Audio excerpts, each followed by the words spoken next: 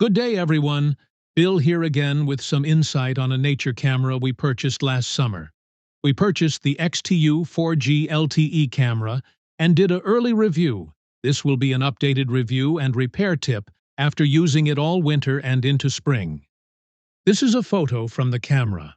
There are actually 4 bears you'll see in a bit. As you watch some of the footage we got with this camera, I'll explain the ups and downs. We like its ability to catch wildlife and correctly alert us when a photo or video has been taken. We also like how a properly placed solar panel will keep this charged at full capacity for seemingly endless captures. A bit of a downside, we find the video to be a bit grainy, especially in lower lighting. It is important to note, however, this is a lower-cost budget camera.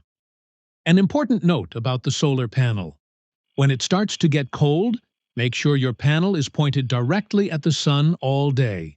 We had ours in a place that only got sun part of the day. When it got cold and the battery was low, it froze and did not work again. The battery is not replaceable. I don't see this as a deal breaker, however.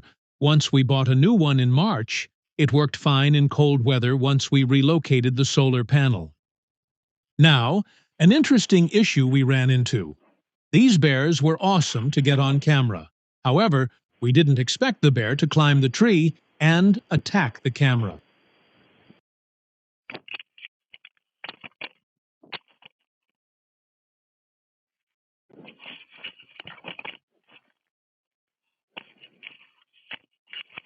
Believe it or not, the camera survived the encounter and is working fine.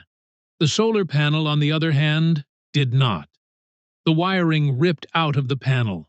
Fortunately, we had a spare from our first one, and we are still using the camera right now. In case the wiring is ripped out of yours, we're going to show you how we fix the damaged panel.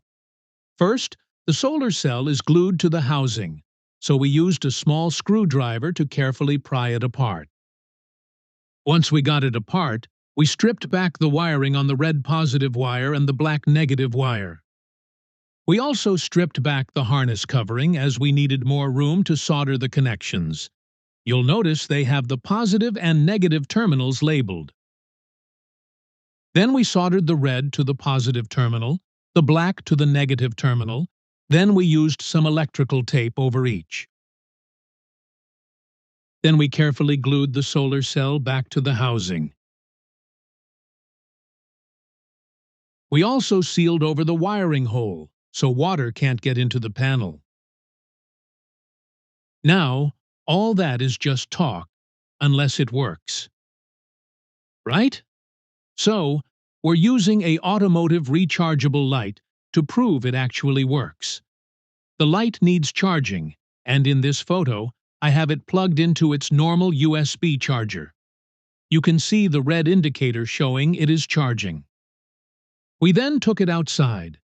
It is a cloudy day, however, you can see the solar panel is still charging the light. So, this should be a successful fix if you ever need it. If you find reviews and tips like this useful, will you please like and subscribe? Until next time, take care, and God bless.